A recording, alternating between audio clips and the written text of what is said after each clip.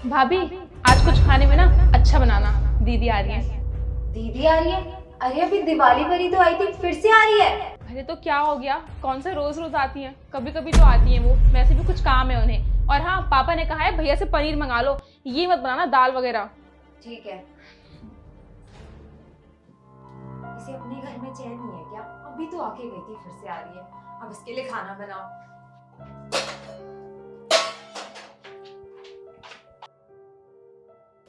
Nikhil, market से कुछ fruits और पनीर ले आओ, शिखा दीदी आ रही है।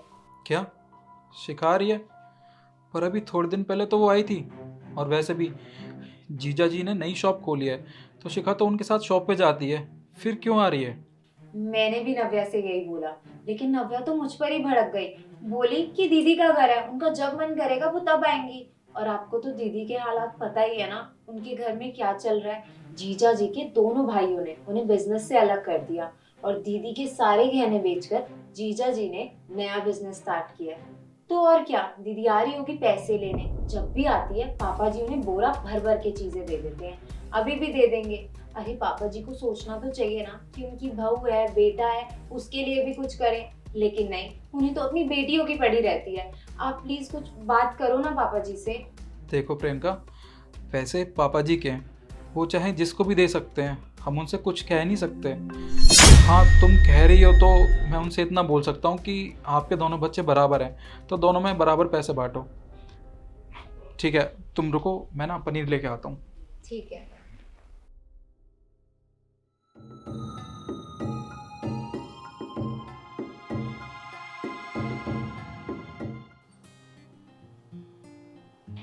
पापा, ये देखिए, आपके लिए कुर्ता और भैया के लिए पैंट शर्ट लेके आई हूँ मैं।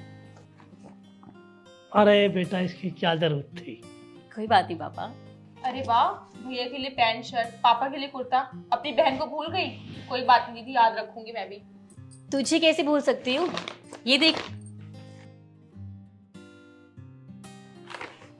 अरे वाह, ये तो वही ड्रेस है ना जो मैंने ऑनलाइन देखी थी, आपने मंगा ली। और नहीं तो क्या, तुझे पसंद आई तो मंगवाती क्यों नहीं।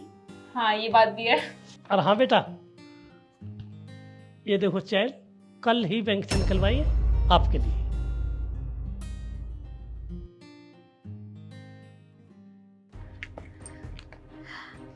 पापा, ये तो बहुत सुंदर है। मेरी भाभी आप आ गई। ये देखो, दीदी आपके लिए कितनी प्यारी साड़ी लेके आई हैं, बहुत अच्छी है ये। अरे वाह, ये तो बहुत प्यारी है। पापा जी इसके पैसे दे दो ना इन्हें। पैसे? पर भाभी, ये सब गिफ्ट्स मैं आपके लिए लेके आई हूँ अपने पैसों से। दीदी प्लीज, आपके घर की कंडीशन ना पहले ही बहुत खराब है, इसलिए आप हमारे लिए कुछ मत करा करो। और वैसे भी पापा ना आपको चोरी छुपे पहले ही बहुत कुछ दे चुके हैं, लेकिन मैंने आज तक कुछ नहीं बोला। लेकिन आज तो हद ही हो गई। पापा आपको सोना दे रहे हैं, सोना। जरा दिखाना, मैं भी तो देखूं कि क्या दे रहे हैं आपको। लीजिए, आप खुद ही देख लीजिए।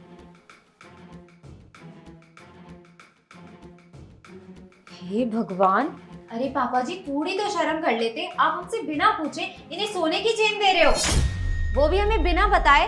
अरे थोड़ी तो शर्म कर लेते, आपकी बहू और बेटा भी है, उनके लिए भी कुछ कर लिया करो कभी।